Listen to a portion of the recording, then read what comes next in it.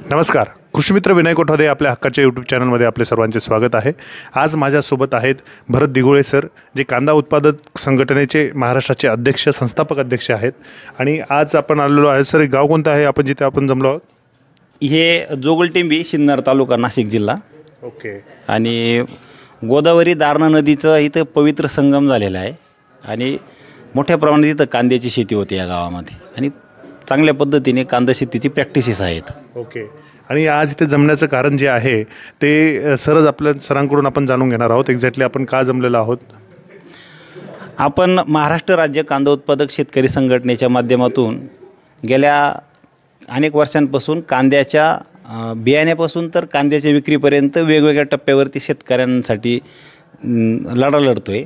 त्याच्यामध्ये मग सरकारसोबत काही धोरणात्मक गोष्टी असतील किंवा आपले पूर्ण राज्यातील जे कांदा उत्पादक शेतकरी आहे विविध जिल्ह्यांमधले, तर प्रत्येक वेगवेगळ्या भागातल्या वेगवेगळ्या समस्या, अगदी पाण्याच्या उपलब्धता असेल, त्याच्यानंतर खतांचं व्यवस्थापन असेल, त्याच्यानंतर बियाणं, त्याच्यानंतर नवनवीन याच्यात जे काही संकल्पना येत चाललेल्या आहे कांदा शेतीमध्ये, या सर्व बाबतीत शेतकऱ्यांची जागरूकता करणं, विक्री व्यवस्थापन, जागतिक बाजारपेठ कांद्याची संदर्भात काबीज करायची असेल किंवा देशांतर्गत आपल्याला कांदा विक्रीचं व्यवस्थापन करायचं असेल, तर कांदा हे प्रमुख पीक आहे महाराष्ट्राचं. तर ह्या कांदा उत्पादक शेतकऱ्यांसाठी अहोरात्र लढणारी ही कांदा उत्पादक संघटना आहे. संघटनेच्या माध्यमातून अनेक जे शेतकरी बांधव आहे त्यांना निश्चितच फायदा झाल्याचं शेतकऱ्यांनी वेळोवेळी संघटनेकडे त्यांचे फीडबॅक कळवलेले आहे. तर आज आपण जोगलटेंबी, तालुका सिन्नर, जिल्हा नाशिक या ठिकाणी जो काही आता कांदा उत्पादकांचा संवाद मेळावा आयोजित केला, ह्या मेळाव्याचा प्रमुख उद्देश असा आहे की कांदा शेतीचं यापुढील भवितव्य आणि कांदा विक्री व्यवस्थापन याविषयी आपण आता पुढील काही वेळेमध्ये शेतकऱ्यांना मार्गदर्शन करणार आहे. हा पूर्ण मेळावा आणि सरांचं मार्गदर्शन तर आपण कव्हर करणारच आहोत. पण एक बेसिक आणि खूप महत्त्वाचा प्रश्न मी कळकळीने विचारू इच्छितो सरांना. सर, आज जर आपण ऑब्झर्व केलं, जर एक 15-20 वर्षापूर्वी जर एखादी खताची गोणी होती ती 400 रुपयाला जर मिळत असेल, तीच खताची गोणी आज 1600 रुपयाला झालेली आहे. पण आज जर कांदा 14-15 वर्षापूर्वी जर कांदा कधी 1000 रुपये जर क्विंटल जात असेल, तो कधी आत्ता पण ह्या स्टेजला तो 1000 रुपये जातो किंवा 5000 जातो. म्हणजे शेतकऱ्याला जो आहे तो हमीभाव मिळत नाही. जर खताची गोणीचे भाव जे आहे क्रमप्राप्त वाढत जातात किंवा साखर जावं, कोणताही भाव त्याचा वाढत जातो, तर मग माझ्या शेतकरी बांधवाला, जो कांदा उत्पादक आहे, त्याला हमीभाव का मिळत नाही आणि त्याच्यासाठी आपले काय करायला पाहिजे? आणि आपण शेतकऱ्यांनी तर संघटित व्हायलाच पाहिजे, पण सरकार दरबारी आपण हा प्रश्न कसा मांडणार आहोत? नाही, निश्चितच खूप मुख्य आणि प्रमुख प्रश्न तुम्ही विचारला. आता आपण जर म्हणाल तर कांदा उत्पादक शेतकऱ्यांना उत्पादन खर्च सातत्याने वाढत चालला आहे. खतं असतील, औषधं असतील आणि उत्पादन घेतल्यानंतर जो भाव मिळायला पाहिजे शेतकऱ्यांना, खरी मुख्य जी लढाई आहे कांदा संघटनेची, तर बाजारभाव मिळवण्यासाठीच आहे. याला सर्वस्वी केंद्र सरकारचं जे धोरण आहे ते ग्राहक हिताचं धोरण आहे. म्हणजे ग्राहकांना स्वस्तात शेतमाल भेटला पाहिजे, कांदा असेल किंवा इतर सगळा शेतमाल. पण आता खत असेल किंवा खते असतील किंवा औषधं असतील, हे सगळं प्रोडक्शन केलं जातं. याच्या कंपन्या असतात, याचे लिमिटेड कंपन्या असतात, हे उद्योजक असतात.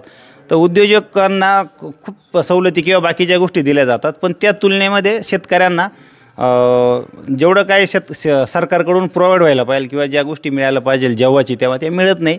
आणि शेतकऱ्यांच्या कांद्याच्या हमीभावाचा जो मुख्य प्रश्न आहे, तर हा पण जो असा सरकारकडून त्याच्यामध्ये कुठल्या प्रकारचं ठोस असं काम होत नाही, तर त्याला सरकारी धोरण जबाबदार आहे. आणि दुसरी गोष्ट की शेतकऱ्यांनी पण संघटित होणं काळाची गरज आहे आणि त्याच दृष्टीने कांदा उत्पादक संघटना वाटचाल करत आहे. एक्झॅक्टली. आणि जो निर्यात बंदीचा प्रश्न आहे तो पण देखील लवकरात लवकर सरकारने जो आहे तो मार्गी लावायला पाहिजे, असं मला पर्सनली वाटतं. काय वाटतं सर तुम्हाला?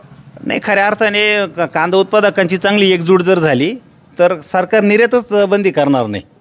आता निर्यात बंदी का केली जाते? सरकारला माहिती, राज्यकर्त्यांना माहिती की हा घटक जो आहे हा असंघटित आहे आणि हा आपल्याला खूप काही त्रासदायक नाही आहे किंवा यांची दखल घेण्याची, त्यांना शेतकऱ्यांची दखल घेण्याची त्यांना गरज वाटत नाही. तरी आता जर बघाल तर मागच्या लोकसभेच्या निवडणुकामध्ये आपण जर बघाल तर कांदा पट्ट्यातून त्यासाठी कोणी काही नेतृत्व नाही केलं. म्हणजे कोणामुळं मत सरकारच्या विरोधात नाही गेले, तर सरकारच्याच कृतीमुळे, सरकारच्याच शेतकरी विरोधी जे धोरण आहे त्याच्यामुळे त्यांच्या विरोधात मतदान गेलं आणि त्याच्यातून कांदा पट्ट्यातील जेवढे लोकसभेचे उमेदवार आहे आत्ताच्या विद्यमान सरकारचे ते पराभूत झाले.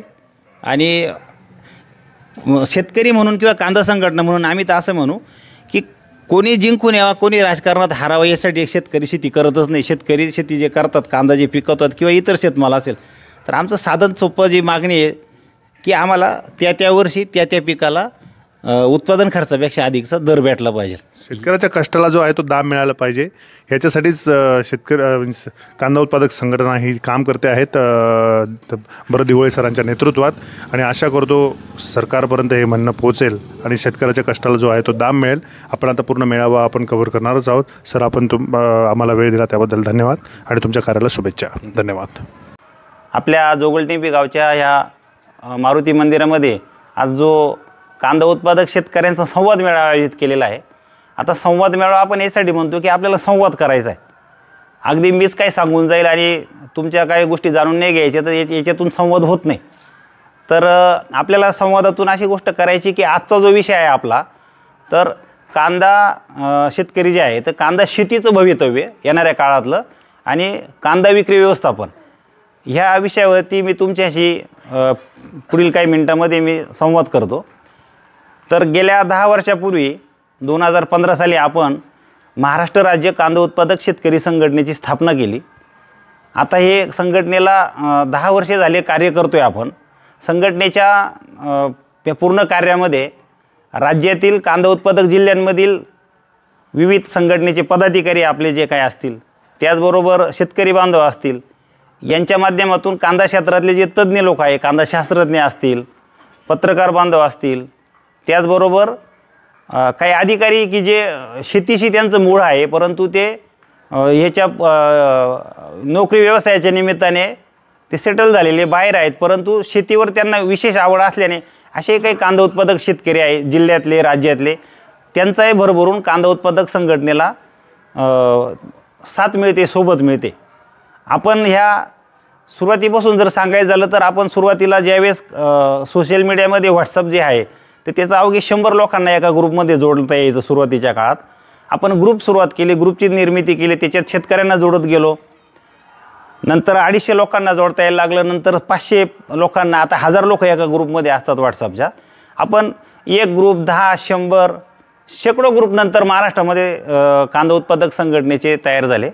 आणि या ग्रुपच्या माध्यमातून आपण काय माहिती द्यायला लागलो की राज्यातील सर्व बाजार समित्यांचे कांद्याचे बाजारभाव, देशातील सर्व बाजार समित्यांचे कांद्याचे बाजारभाव, कांद्याच्या संदर्भात, शेती संदर्भात सरकारचे काही धोरणं असतील, त्याचबरोबर विविध काही कांद्यासंदर्भातले नवनवीन तंत्रज्ञान असेल, खत औषधांचं व्यवस्थापन असेल, त्याचबरोबर विक्री व्यवस्था असेल, या बाबतीत आपण संघटनेच्या सोशल मीडियाच्या माध्यमातून माहिती आदानप्रदान होत गेली. शेतकरी त्यांचे प्रश्न मांडायला लागले आणि साधारणपणे राज्यातील सर्व शेतकऱ्यांना आपण जोडता जोडता संघटनेची महत्त्व एवढी वाढली की हीच महाराष्ट्र राज्य कांदा उत्पादक शेतकरी संघटना अगदी मध्य प्रदेश, गुजरात, राजस्थान, कर्नाटक ह्या वेगवेगळ्या राज्यांमध्ये शेतकरी वर्ग आपल्याशी जोडत गेले.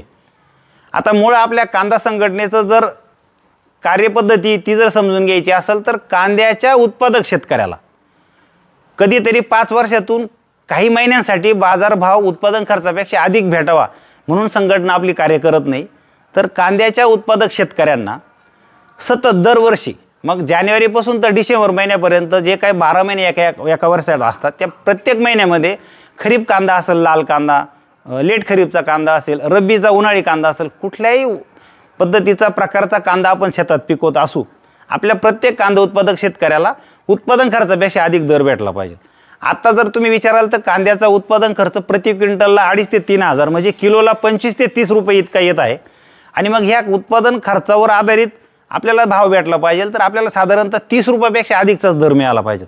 मग संघटनेने सर्वात पहिली जी लढाई सुरू केली तर आपण त्याच्यामध्ये धोरणात्मक आणि त्याला आणखीन असं म्हणता येईल की आपण बौद्धिकदृष्ट्या पण संघटनेत काम करायला सुरुवात केली. शेतकऱ्यांची जनजागृती, शेतकऱ्यांमध्ये अवेअरनेस आणण्याचं काम आपण सुरू केलं. मग ग्रुप तयार झाले तर ग्रुपच्या माध्यमातून रोजचे बाजारभाव शेतकऱ्यांना दिसायला लागले. त्याच्यापूर्वी काय असायचं की स्वतःच्याच जवळ असलेली बाजार समिती असेल किंवा स्वतःच्या गावाशेजारी किंवा तालुक्यातली बाजार समिती असेल, जिल्ह्यातली बाजार समिती भाव कळत नसायचे. मग शेतकरी शिवार खरेदीत जागेवर स्वस्तात कांदा देऊन देणार. त्याच्यानंतर बाजार समितीत, एखाद्या बाजार समितीत कमी दर काढला तर त्यांना तिथलाच बाजार माहीत असायचा. आपण सर्वच बाजारभाव त्यात द्यायला लागल्यामुळं स्पर्धा व्हायला लागली. स्पर्धेतून शेतकरी पण बोलते झाले, शेतकरी स्वतः बोलायला लागले. संघटना ठामपणे प्रत्येक कांद्याच्या अगदी बियाण्यात फसवणूक झाली, बाजार समितीत फसवणूक झाली, शिवार खरेदीत फसवणूक झाली किंवा सरकारी धोरणामध्ये आपली काही लूट होणार असेल असे काही धोरणं सरकारकडून निर्माण झाले, तर त्यालाही कडाडून विरोध करण्याचं काम कांदा संघटनेने सातत्याने केलेलं आहे गेल्या 10 वर्षामध्ये. आज जोगलटेंबी गावामध्ये आपल्याला प्रकर्षाने जो हा संवाद मेळावा आयोजित करण्याचा जे मुख्य उद्देश आहे, आज जरी आपण जोगलटेंबीमध्ये हा संवाद मेळावा आयोजित केला आहे, तर येणाऱ्या काळामध्ये सतत राज्यातील विविध तालुक्यांमध्ये, जिल्ह्यांमध्ये आपण हे असेच कांदा उत्पादक शेतकऱ्यांचे संवाद मेळावे घेणार आहोत. आणि ह्या मेळाव्यांच्या माध्यमातून आपल्याला शेतकऱ्यांचं जे आर्थिक संपन्नता आहे ती निर्माण करायची. आज आपल्याला खऱ्या अर्थानं जर बघितलं तर आजच्या काळामध्ये प्रत्येक कुटुंबामध्ये शिक्षण झालेली पिढी तयार झालेली आहे. पण हे शिक्षण कोणतं आहे की आपण शालेय जीवनात, कॉलेजच्या जीवनात जे शिक्षण घेतले आपण ते शिकतोय. ते शिक्षणाच्या माध्यमातून आपण शेती संदर्भातलं शिक्षण असेल तर शेतीमध्ये आपण त्या शिक्षणाचा आपण उपयोग करतोय. आणि नोकरी आणि व्यवसायासाठी शिक्षण असेल तर आपण मग अगदी खाजगी नोकरी असेल, सरकारी नोकरी असेल, व्यवसाय असतील, छोटे व्यवसाय असतील, मोठे उद्योग असतील, या सगळ्याच्यामध्ये आता आपण ते क्षेत्र काबीज करीत चाललेलो आहे. परंतु आपलं मूळ शेती आहे. अगदी आपण कोरोनाची महामारी जरी बघितली त्यावेळेस जर सगळा देश जेव्हा स्तब्ध झालता, शांत झालता, पण शेती क्षेत्र मात्र चालू होतं आणि देशाचं GDPचं काम वाढवण्याचं काम शेती क्षेत्रातून झालं होतं. अशा शेतीचे आपण मालक आहोत. आपण आता कांदा उत्पादक संघटनेच्या माध्यमातून एक नवीन संकल्पना आणतोय, जी मी आज तुम्हाला सांगतोय की आपल्याला काय करायचं आहे की आपल्याला जागतिक बाजारपेठ काबीज करायची. आपण कांदा पिकवताना आपल्याला ह्या जोगलटेंबीत जर आपण कांदा शेती करत असू, कोणी 2 एकर, 4 एकर, 5 एकर, 10 एकर कांदा पिकवत असू, तर आपल्याला काय दिसतंय की आपल्याला कांदा पिकवायचा आहे. तयार झालेला कांदा काढणी केल्यानंतर आपल्याला तो ट्रॅक्टर पिकअपमध्ये भरायचा आहे किंवा गोणींमध्ये पॅकिंग करायचं आहे. राज्यातल्या काही जिल्ह्यांमध्ये गोणीमध्ये मार्केट तिथं लिलाव होतात कांद्याचे, तर काही जिल्ह्यांमध्ये मोकळ्या पद्धतीने कांद्याचा लिलाव होतो. तर आपल्याला काय की कांदा काढला की आपण बाजार समितीमध्ये घेऊन जायचा, विक्री करायचा. कांदा तर काय बाजार समितीत खाल्ल्या जात नाही, तिथं फक्त त्याचा लिलाव होतो, व्यवहार होतो. म्हणजे खरेदीदार तो कांदा खरेदी करणार आणि शेतकरी तो कांदा तिथं विक्री करणार. आपल्याला मूळ काय करायचं आहे, जागतिक बाजारपेठ जी काबीज करायची, त्यासाठी काय करायचं आहे की या जगाच्या पाठीवर तुम्ही बघा, जुना काळ असेल, अगदी रेडिओचा काळ असेल, टेलिव्हिजन सुरुवातीच्या काळात प्रत्येकाच्या घरात TV नव्हते, तो काळ असेल, किंवा आता घराघरात TV आलेले आहे, अगदी अँड्रॉइड TV आलेले आहे, वेगवेगळ्या त्याच्यात सुविधा असलेल्या TV आल्या. मोबाईल तुमच्याकडे आता असे आलेले आहे की पूर्ण जग तुम्हाला तुमच्या मोबाईलमध्ये फेसबुकच्या, यूट्यूबच्या माध्यमातून उपलब्ध झालेले. त्या जगातल्या अगदी सगळ्या राजकीय घडामोडी असतील, त्याच्यानंतर आर्थिक घडामोडी असतील, नोकरी उद्योग व्यवसायाच्या घडामोडी, सगळं तुम्हाला मोबाईलमध्ये आता बघायला मिळते, समजून घेता येते आजच्या तरुण पिढीला. आता आपल्याला जागतिक बाजारपेठ कांद्याची काबीज करायची, तर खऱ्या अर्थाने काय करायचं, आपण काय करायचं आहे की आता ह्या कांद्याच्या उत्पादक संघटनेच्या माध्यमातून आज जो जोगलटेंबीत आपण मेळावा आयोजित केला, आपण जिथं जरी काही शेतकरी उपस्थित असलो तरी आपल्या ह्याच यूट्यूबच्या माध्यमातून आपल्या मेळाव्यात आज काय घडणार आहे ते आपण पूर्ण राज्यात, देशात आता ते जाणार आहे. त्याचबरोबर तुम्ही तर शेतकरी बांधव जे तरुण असतील, मध्यमवर्गीय किंवा ज्येष्ठ शेतकरी आहे उपस्थित, तुम्ही जे काय आता विचार घेऊन जाणार आहे, तुम्ही इतरांपुढे हे विचार मांडणार आहे. तर आपल्याला मुख्य गोष्ट काय करायची आहे की आर्थिक सक्षमता ही कशाने येऊ शकते, तर मी काय करतोय किंवा तुम्ही काय करताय किंवा राज्यकर्ते काय करताय किंवा नोकरदार, उद्योजक, व्यावसायिक काय करताय किंवा कोणाकडे काय आर्थिक सक्षमता आहे, त्याच्याने शेतकऱ्याचं भलं नाही होणार. शेतकऱ्याचं भलं त्याच दिवशी होणार आहे ज्या दिवशी शेतकऱ्याने स्वतःच्या शेतात पिकवलेला कांदा असेल किंवा इतर कुठलाही शेतमाल असेल, त्या शेतमालाला त्या वर्षी त्यांनी पिकवल्यानंतर विक्री केल्यानंतर उत्पादन खर्च जो झाला आहे त्याच्यापेक्षा जास्त भाव भेटला पाहिजे. आणि तो भाव भेटला तरच शेतकऱ्याच्या घरामध्ये आर्थिक संपन्नता निर्माण होणार आहे. मग हे सगळं जर आपल्याला करायचं असेल तर आपल्याला जागतिक बाजारपेठ काबीज करायची. त्याच्यावरती मी तुम्हाला समजून सांगतो की जागतिक बाजारपेठ काबीज करायची म्हणजे काय करायचं. आपल्या स्वतःच्या तालुक्यात, आपल्या जिल्ह्यामध्ये, आपल्या राज्यामध्ये, आपल्या देशामध्ये कांद्याचं विक्री व्यवस्थेचं एक जाळं मोठं आपल्याला निर्माण करायचं आहे. आता आपण शेतकरी काय म्हणाल की बाबा आम्ही शेती करतोय, शेतीमध्ये आम्ही इतकं व्यस्त असतोय की आपल्याला उसंत मिळत नाही किंवा वेळ मिळत नाही.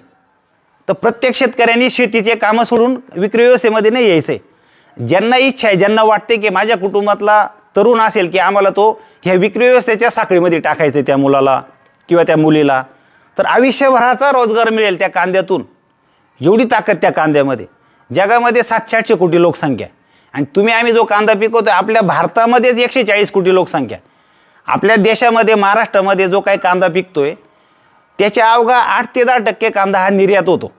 येणाऱ्या काळात आपण चांगलं संघटित झालो तर सरकारला आपण चांगलं त्यांच्यापर्यंत व्यवस्थित बाजू मांडू शकलो, संघटितपणातून त्यांच्यावर दबाव निर्माण करू शकलो. कारण कुठलाही उद्योजक असतो, मोठा व्यावसायिक असतात, हे लोक सरकारबरोबर त्यांची उठबस असते आणि त्यांच्या उद्योगासाठी त्यांच्या व्यवसायासाठी ते सरकारकडून हवे त्या गोष्टी पदरात पाडून घेतात. आपल्याला कुठल्याही राजकीय पक्षाचं सरकार देशात राज्यात असेल, शेतकरी म्हणून कांदा उत्पादक म्हणून आपल्याला काय कोणाशी भांडत नाही बसायचं, परंतु आपल्याला शेतकऱ्याच्या हिताचे जे जे निर्णय ते त्यांना करण्यास भाग पाडण्याचा संघटितपणा किंवा तो एकजूटपणा आपल्यामध्ये पाहिजे.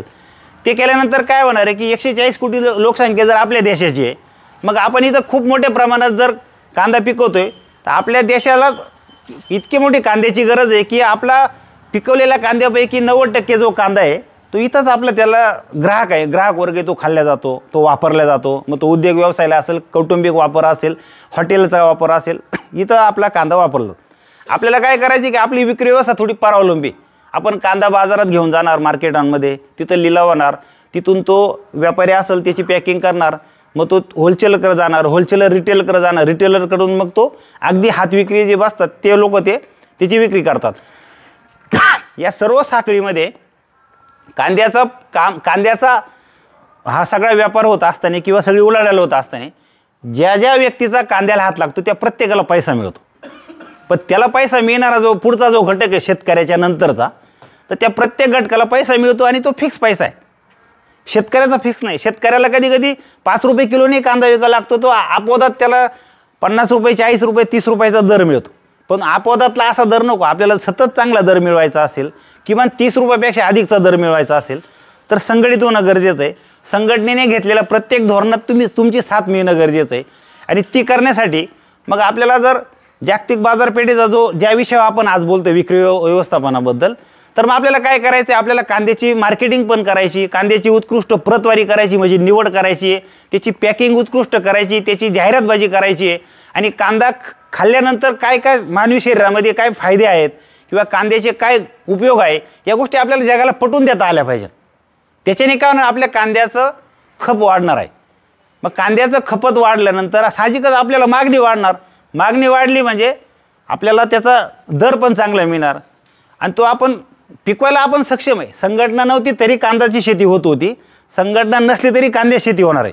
पण महाराष्ट्र राज्य कांदा उत्पादक संघटनेमुळे एक ऐतिहासिक गोष्ट अशी घडायला लागली की शेतकरी आता एकत्र यायला लागले, शेतकरी कांद्याच्या प्रश्नावरती बोलायला लागले, आवाज उठवायला लागले, आपली बाजू सक्षमपणे मांडायला लागले.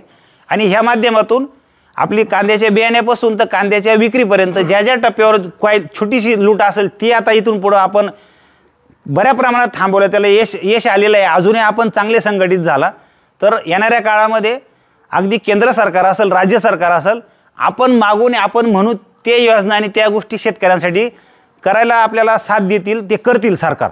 फक्त त्यासाठी आपल्याला संघटित व्हायचं आहे. आता या संघटनेच्या माध्यमातून आपण काही या गोष्टी केल्या ज्या सांगण्यासारख्या आहे त्या तुम्हाला थोडक्यात सांगतो. आपण याच्यापूर्वी ज्या ज्या निर्यातबंदी झाल्या असतील सरकारकडून मागच्या 2019मध्ये, 2020मध्ये, आत्ताची 2023ला झाली निर्यातबंदी असेल, आता निर्यातीवर शुल्क आहे काही प्रमाणात. त्याच्यानंतर आपली सर्वात मोठी ऐतिहासिक गोष्ट आहे की 2023 साली जेव्हा कांद्याला 300 आणि 400 रुपये प्रति क्विंटलचा भाव मिळत होता, आपण महाराष्ट्र कांदा संघटनेच्या नेतृत्वाखाली ऐतिहासिक आंदोलन केलं 27 फेब्रुवारी 2023ला, ज्या दिवशी महाराष्ट्राच्या सरकारचं अर्थसंकल्पाचं अधिवेशन होतं. आणि त्या अधिवेशनाच्या पहिल्याच दिवशी आपण ते आंदोलन केलं. ते आंदोलन तेव्हा मागे घेतलं जेव्हा राज्याचे मंत्री मुंबईवरून अधिवेशनातून लासलगाव बाजार समितीत आले. त्याच्या दुसऱ्या दिवशी विरोधी पक्षांच्या लोकांनी, आमदारांनी तिथं विधान भवनात कांद्याच्या पाट्या डोक्यावर घेऊन गेले. त्या आंदोलनाला खूप व्यापक स्वरूप निर्माण झालं. सरकार त्याच्यामध्ये झुकलं आणि सरकारने 350 रुपये प्रति क्विंटलचं अनुदान दिलं 2 महिन्यासाठी. 1 फेब्रुवारी 2023 ते 31 मार्च 2023 या कालावधीमध्ये जे महाराष्ट्रातल्या शेतकऱ्यांना अनुदान भेटलं ते अनुदानाची रक्कम आहे 851 कोटी 66 लाख रुपये. आणि ते अनुदान मिळवून देणारी आपली कांदा उत्पादक संघटना. आता एका छोट्याशा आंदोलनातून जर आपण 800-850 कोटी कमवू शकतो, मिळू शकतो, त्याला आपण म्हणू ते मुळात अनुदानासाठी संघटना लढत नाही, आपण बाजारभावासाठी लढतोय. अनुदान कधी मिळणार आहे, खूप बाजारभाव कमी झाले तर मिळणार. आपल्याला बाजारभाव कमीच नको, अनुदान पण नको. आपल्याला काय पाहिजे की आपल्याला सातत्यपूर्ण 30 रुपयापेक्षा अधिकचा दर पाहिजे. आणि तो मिळवण्यासाठी आपल्याला मग अगदी मार्केटिंग आपण हरत्या पद्धतीची करू. मग सरकारने 851 कोटी 66 लाखाचं अनुदान दिलं, ते सगळ्या शेतकऱ्यांना नाही भेटलं. ज्यांनी त्या दरम्यान कांदा विकला त्यांना भेटलं. आपला लढा असा ठराविक शेतकऱ्यांसाठी नाही, आपला लढा राज्यातल्या प्रत्येक शेतकऱ्यासाठी. मग लाल कांदा पिकवणारा शेतकरी असेल, उन्हाळ कांदा पिकवणारे शेतकरी असेल, प्रत्येकाला बाजारभाव भेटले पाहिजे, उत्पादन खर्चापेक्षा अधिक भेटले पाहिजे. हे सगळं करत असताना आपल्याला देशातले मोठे मोठे मेट्रो सिटी, तिथं आपण आपल्या स्वतःच्या विक्रीचे आपण स्टॉल उभारू शकतो. तिथं कायमस्वरूपी शेतकऱ्यांच्या मुलांना मुलींना आपण रोजगार देऊ शकतो. आपलाच कांदा असेल, आपल्याच शेतातून काढलेला असेल, त्याच्यामध्ये अगदी हलक्या दर्जाचा कांदा, मध्यम दर्जाचा कांदा, अतिशय चांगला कांदा, प्रीमियम क्वालिटीचा कांदा, ह्या पद्धतीने आपण त्याची विक्री करू शकतो. आणि मी विश्वासाने सांगतो की कांदा संघटनेच्या माध्यमातून आपल्याला असं काम करायचं आहे की आपला कांदा आपल्याला 20 रुपये किलोचा आपल्याकडे कांदा असेल, ग्राहकाच्या नुसार आपल्याकडं 40 रुपयाचा आहे कांदा असेल, आपल्याकडं 80 रुपयाचा आहे कांदा असेल, आणि आपल्याकडे 100 रुपये किलोचा आहे कांदा असेल. ह्या गोष्टी आपल्याला निर्माण करता येतील, पण त्यासाठी तुमची प्रत्येकाची साथ लागणार आहे. आणि संघटना ज्या दिशेने काम करते त्या दिशेने आपल्याला सर्वांना जावं लागणार आहे. त्याचं कारण असं एकीचं बळ हे खूप महत्त्वाचं आहे. आणि नुसतं एकीचं बळ असणं गरजेचं नाही. आपली कांदा उत्पादक संघटना ना आपण राजकारणासाठी काढली, ना दादागिरीसाठी काढली, ना कोणाला आपण काही त्रास देण्यासाठी काढली. आपली कांदा उत्पादक संघटना यासाठी निर्माण केलेली आहे की आपल्या प्रत्येक कांद्याच्या उत्पादक शेतकऱ्याला, अवघा 1 एकरची कांदा शेती करणारे शेतकरी असतील की 5, 50, 10, 20 एकर शेती कांद्याची करणारे शेतकरी असतील, प्रत्येक शेतकऱ्याच्या कुटुंबात तो आर्थिक ताकद निर्माण झाली पाहिजे. त्या प्रत्येक शेतकऱ्याच्या कुटुंबामध्ये त्यांचे मुलामुलींचे शिक्षणाचे स्वप्न असतील, त्यांचे पुढचे करिअरचे काही स्वप्न असतील, मग ते नोकरी व्यवसाय असतील, प्रत्येक क्षेत्रात आपण जरी कांदा या पिकासाठी लढतोय, तर कांदा शेती करणारा शेतकरी कापसाची शेती करतो, डाळिंबाची करतो, ऊसाची शेती करतो, द्राक्षाची करतो, सोयाबीनची करतो. महाराष्ट्रामध्ये कांदा शेती करणारा शेतकरी इतरही सर्व पिकं करतात. तर आपण येणाऱ्या काळामध्ये त्या सर्वच पिकांच्यासाठी या कांदा उत्पादक संघटनेच्या माध्यमातून आपण खूप भरीव असं चांगलं काम करू शकतो.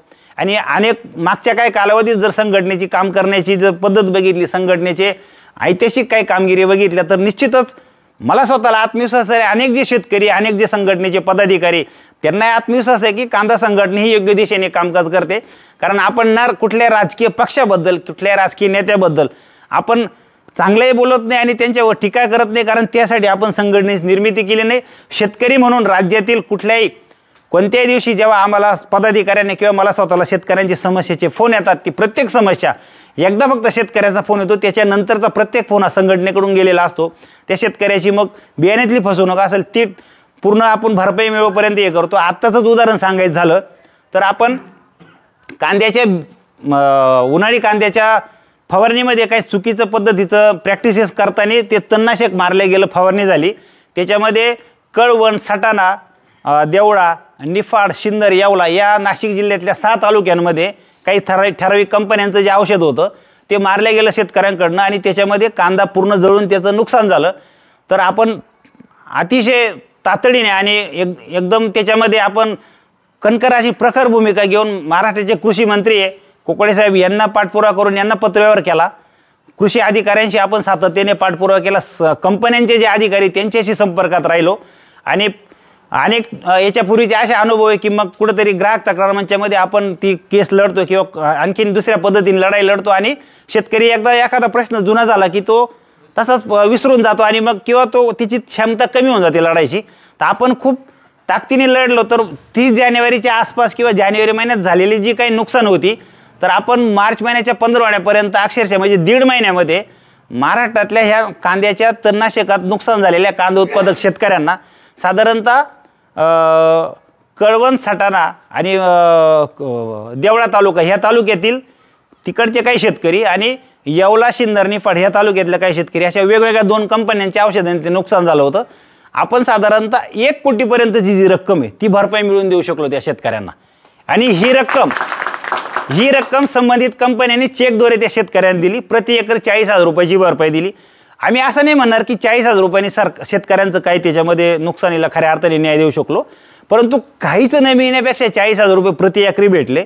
जर ती लढाई कायदेशीर लढत बसलो असतं त्याच्यातून कदाचित खूप फायदा झाला असता. पण वेळ खाऊपणाहून कधी कधी कंपन्यांकडे जे लॉयर असतात किंवा त्यांची जी एकूण आर्थिक ताकद असते त्या दृष्टीने शेतकरी तेवढा लढू शकत नाही आणि शेतकऱ्याला खर्चही खूप येऊन जातो आणि कदाचित त्या याच्यातून शेतकरी पाठीमागे येतात, ते लढाईमध्ये ते अर्धवट सोडून देतात.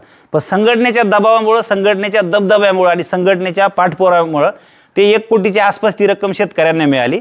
आणि हे एक छोटं उदाहरण झालं. आमचं तर म्हणणं आहे की काही नुकसान झाल्यानंतर आपण भरपाई मिळवण्यापेक्षा आपलं कोणी नुकसानच करू शकणार नाही. मग बियाणे कंपन्या असेल, खत औषधांच्या कंपन्या असतील, सरकार असेल, राज्यातलं केंद्रातलं, व्यापारी लोक असतील, बाजार समिती असतील, कोणी असू द्या, यापैकी कुठल्याही घटकाचं हिंमत निर्माण नाही झाली पाहिजे त्यांची की कांद्याच्या उत्पादक शेतकऱ्यांना आम्ही नुकसान पोहोचू शकतो, अशी त्यांची हिंमत नाही झाली पाहिजे. हे कधी होऊ शकतं की आपण खूप संघटित आहे. आता संघटित व्हायचं म्हणजे काय करायचं, आपण आपलं रोजचं काम सोडून आपण कुठं एकत्रित जमायचं आहे का? आपण तसं नाही करायचं. कांदा उत्पादक संघटना जी काही भूमिका आपण घेऊ त्या भूमिकेला आपण काय करायचं आहे, पाठिंबा द्यायचा आहे, पाठबळ द्यायचं आहे, ताकद द्यायची. संघटना म्हणली ना की आपल्याला दिल्लीत जायचं आहे, तर प्रत्येक घरातलं जरी कोणी व्यक्ती नाही येऊ शकलं पण गावातून 5-10 लोक तर यायला हवे की नाही पाहिजे. संघटना म्हणली की मुंबईत जायचं आहे, त्यावेळेस असं घडलं पाहिजे. संघटना म्हणली की जिल्ह्यात काय आंदोलन करायचं आहे तिथंही झालं पाहिजे. आपल्याला संघर्षाची पण गरज आहे आणि आपल्याला संवादाची पण गरज आहे. फक्त संघर्ष जर केला तर कदाचित संघटनेमध्ये काम करणारे लोक मोठे होतील. ते आजपर्यंत इतिहासात बघितलं, अनेक लोकांनी कांद्याच्या माळा घातल्या गळ्यात, आमदार झाले, खासदार झाले, मंत्री झाले, पण शेतकऱ्यांचे प्रश्न आहे तिथंच राहिले. आमचं म्हणणं आहे आम्हाला खासदारकी नको, आमदारकी नको, मंत्रीपद नको, आजच्या कांद्याला भाव द्या, तेच आमचं मंत्रीपद आहे. त्याच्या पलीकडे काय करायचं नाही. 10 वर्षे तर कोणी या गोष्टी लपून ठेवणार नाही. गेल्या 10 वर्षापासून आम्ही संघर्ष करतोय. कुठल्याही राजकीय व्यासपीठावरती कांदा संघटनेचा प्रमुख म्हणून मी हजेरी लावली नाही. कुठल्याही राजकीय नेत्यासोबत अजून आम्ही गेलो नाही. आणि हेच सगळं करत असताना जेवढं संघटनेचं प्राबल्य वाढत चाललंय तेवढं आम्हाला त्या काम करण्यामध्ये आनंद निर्माण होतोय, आम्हाला आणखीन हुरूप येतोय. आता आम्हाला गरज आहे तुम्ही साथ देण्याची. मग जोगलटेंबी गाव असेल का महाराष्ट्रातलं कुठलंही गाव असेल, कांदा उत्पादक शेतकऱ्याने भरभरून जर संघटनेला साथ दिली तर येणाऱ्या काळामध्ये मोठी कांदा क्रांती होईल. आणि ती कांदा क्रांती असे असेल की तुमच्या आमच्या प्रत्येकाच्या शेतकरी कुटुंबामध्ये मोठ्या प्रमाणात आर्थिक सक्षमता निर्माण होईल, ताकद निर्माण होईल. आणि जर आपण बघाल तर कुठल्याही आपण शेतकऱ्यांचे आम्ही अनेक ठिकाणी मेळावे घेतो, तर जर त्या मेळाव्याला 100, 200, 500 शेतकरी जर उपस्थित राहिले तर त्याच्यापैकी 90% शेतकरी तर मोटरसायकलच येतात. तर येणाऱ्या काळात आपल्या शेतकऱ्यांना जर स्वतःचीच 4 चाकी घेऊन फिरायचं असेल तर आपल्या मग प्रत्येक शेतमालाला आपल्याला चांगला दर भेटला पाहिजे. तो दर मिळवायचा तर त्यासाठी संघटना खमकेपणाने काम करते. तुम्ही खमकेपणाने संघटनेला साथ द्या. आणि आज जो तुम्ही इथं या जोगलटेंबी गावात कांदा संघटनेचा हा मेळावा आयोजित केला, या संपूर्ण जोगलटेंबीच्या कांदा उत्पादक शेतकरी बांधवांनी, त्याच्याबद्दल मी तुमचं सर्वांचं निश्चितच आभार व्यक्त करतो, धन्यवाद देतो. आणि सातत्याने आपण बोलत राहू, प्रत्येक वेळेस मेळावाच घेऊ असं काही नाही. आपण कुठल्याही तुमच्यापैकी कुठल्याही शेतकऱ्याचं कांद्याच्या शेतीसह इतर कुठल्याही कौटुंबिक किंवा ज्या शेतीशी निगडीत मग अधिकारीच्या तिथं असेल, सरकारी कार्यालयामध्ये असेल, राज्य सरकारच्या संदर्भात, केंद्र सरकारच्या संदर्भात कुठलीही समस्या असेल तर या सगळ्या याच्यामध्ये तुम्ही कांदा संघटनेकडं फोन कॉलद्वारे तुम्ही संपर्क करू शकता. आम्ही संघटनेचे सर्व शिलेदार भक्कमपणे तुमच्यासोबत आहे, पाठीशी आहे. आणि आता जसा काळ बदलत चालला आहे तसे अनेक समस्या नवीन यायला लागल्या आहे. अनेक काही गोष्टी सांगितल्या पाहिजे की त्याच्यामध्ये शेतकऱ्यांकडं जरी त्यांनी कांदा विक्रीतून पैसा येत असेल किंवा इतर काही शेतमाल विकून ह्याच्यातून, तर आपल्याला योग्य पद्धतीने आपल्या गुंतवणुका झाल्या पाहिजे, त्या तुमच्याच पद्धतीने करायच्या. ह्या काही संघटनेचा भाग नाही, पण संघटना हे जागरूकतेचं काम करते की चांगल्या तुमची गुंतवणूक झाली पाहिजे, कुठल्या प्रकारे तुमची फसवणूक व्हायला नको. मग ती ऑनलाईन पद्धतीने आजकाल खूप फसवणुकीचे प्रकार वाढलेले आहे. तर आपण आपल्या कुटुंबाला जागरूक केलं पाहिजे, आपल्या गावाला, आपल्या शेजारच्यांना जागरूक केलं पाहिजे. शेतकऱ्यांनी कांदा पिकवतानापासून तर त्याच्या विक्रीपर्यंत ज्या खर्चाचा विषय, मग त्याच्यामध्ये आपले खतं आले, औषधं आले, आपण ते महागडे खतं घेतो, उगीच जास्त खर्च करतो, त्यालाही पण आपण आळा घातला पाहिजे. मुबलक प्रमाणामध्ये कांदा पिकवून आपण मुबलक प्रमाणात ग्राहक शोधला पाहिजे, तर आपल्याला मोठा त्याचा बाजारभाव पण पदरात पाडून घेता येईल. आणि जागतिक बाजारपेठ काबीज करण्याच्या ज्या विषयावर आज आम्ही बोललो आहे, तर त्यासाठी जी गोष्ट संघटनेला करायची ती प्रत्येक गोष्ट तुमच्या पुढे येणाऱ्या काळात मांडली जाईल. तुम्ही चांगल्या पद्धतीने साथ द्या. आणि या सर्व मेळाव्याच्या माध्यमातून आज या इथल्या संवाद मेळाव्यात महत्त्वाचा जो मुद्दा आहे तो सांगतो की एक दिवस आपण असं निर्माण करू की जोगलटेंबीचा संपूर्ण तयार झालेला कांदा उद्या एखाद्या परदेशामध्ये लागत असेल तर विमानावर जोगलटेंबीचं नाव टाकून जोगलटेंबीचा कांदा आणि तो ऑस्ट्रेलियात चाललाय, ह्या पद्धतीने आपण गोष्टी निर्माण करू शकतो. बाजारपेठ मिळवू शकतो. आणि मार्केटिंग करायचं झालं तर मार्केटिंगमध्ये आपण एखादा सिने अभिनेत्याला सुद्धा आपण त्याची काय जी फीज असेल 50 लाख 1 कोटी ती मोजून आपण त्याला कांद्याचं मार्केटिंग करायला लावू की ये हमारा देश का प्याज है, अगर ये प्याज आप खाओगे तो इससे आपको ये फायदे मिल सकते. ह्या गोष्टी आपल्याला करावं लागतील. आपल्याला मार्केटिंग करावं लागेल. कारण आपल्यानंतर अनेक गोष्टी निघाल्या आहे. मोबाईल असतील तुमच्या आमच्या खिशातले, अनेक गोष्टी अशा आहे की आज बघा प्रत्येक गोष्टीत मार्केटिंग केलं जातं. एखादी दुचाकी 4 चाकी गाडी असते तर तिचा आपला उपयोग काय आहे की आपल्याला प्रवास करायचा आपल्या गरजेनुसार. कोणाला नोकरीच्या ठिकाणी जायचं आहे, कोणाला शिक्षणाच्या ठिकाणी जायचं आहे, कोणाला व्यवसाय ठिकाणी जायचं आहे किंवा अदर कामं असतील, इतर कामं असतील, आपण त्या दुचाकीचा 4 चाकीचा वापर करतो. पण तुम्ही बघा या गाड्या बनवण्याच्या कंपन्यांनी काय केलं, मग हळूच आपल्याला सुरुवातीला किक मारणारी गाडी होती, नंतर बटन स्टार्ट आली, नंतर मग इलेक्ट्रिक गाडी आली. 4 चाकीमध्ये जर असेल तर मग तुम्हाला अगदीच खूपच त्याच्यात सुविधा आल्या. म्हणजे घरात ज्या सुविधा नाही त्या आता गाडीत सुविधा आल्या. हे त्यांचं मार्केटिंगचं काम आहे. आपल्याला त्या प्रकारात नाही जायचं. आपल्याला त्यांच्यापासून आदर्श घ्यायचा आहे की ते मार्केटिंग करून नका त्या गोष्टी तुम्हाला खपवत आहे, आम्हाला खपवत आहे. तर आपण आपला तर गरजेची गोष्ट आहे. म्हणजे शेतमाल कुठले असू द्या, धान्य असू द्या, अन्नधान्य, कांदा असू द्या, या गरजेच्या गोष्टी. आणि सगळ्यात अभिमानाची गोष्ट तुम्हाला सांगतो आणि मी थांबतो की आपण कोणतं पीक पिकवतोय, ज्या पिकाला देशात काँग्रेसचं सरकार असू द्या, देशात आघाड्यांचं सरकार असू द्या किंवा देशात भाजपचं आणि कोणाचं सरकार असू द्या, ज्या पिकाला त्या देशाचा प्रधानमंत्री घाबरतोय किंवा काळजी करतोय कांद्याचे भाव खूप नको वाढायला, अशा पिकाचे आम्ही मालक आहोत. तर आपण ह्याच प्रधानमंत्री आणि ह्याच सरकारबरोबर जर चांगला संवाद ठेवला, आपण संघर्षही करू पण आपण त्यांच्यापर्यंत पोहोचू, संवाद करू आणि आपल्या शेतकऱ्यांसाठी ज्या ज्या चांगल्या गोष्टी त्या आपल्या शेतकऱ्यांच्या प्रत्येकाच्या पदरात पाडून घेण्याचं काम करू. आणि येणाऱ्या काळामध्ये या कांदा उत्पादक संघटनेच्या नेतृत्वाखाली प्रत्येक शेतकरी कुटुंबाचं आर्थिक सक्षमता कशी निर्माण होईल यासाठी लढत राहू. आज माझे विचार तुम्ही ऐकून घेतले. येणाऱ्या काळात सतत बोलत राहू आणि इथले माझे विचार थांबवतो. जय हिंद, जय महाराष्ट्र. एकच पक्ष, कांद्यावर लक्ष.